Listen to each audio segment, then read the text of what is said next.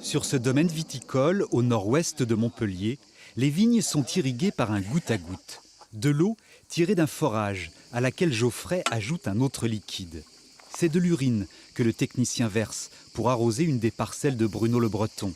Ce viticulteur, très impliqué dans une démarche environnementale, a accepté de tester le procédé.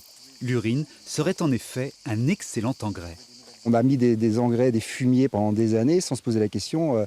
Et d'ailleurs, on continue, même en bio, on continue à mettre des engrais, des fumiers qui sont absolument pollués par les micropolluants.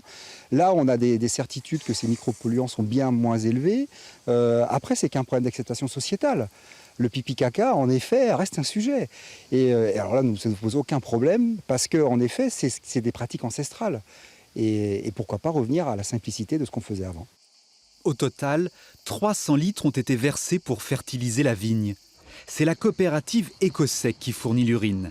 Elle la récupère dans les cuves de ses toilettes sans eau, en espérant développer ce procédé de valorisation écologique. On consomme un tiers de notre consommation d'eau pour évacuer nos urines, qui sont des fertilisants, et on les envoie dans des stations d'épuration, et ça coûte une énergie considérable de retraiter cet azote, qui en fait est un fertilisant qui pourrait être tout de suite utilisé. La coopérative a vendu 45 de ses toilettes, la plupart à Paris. Et ses fondateurs regrettent le manque d'intérêt des politiques locaux. À Montpellier, Ecosec avait proposé d'installer des cabines pendant les estivales afin de récupérer l'urine.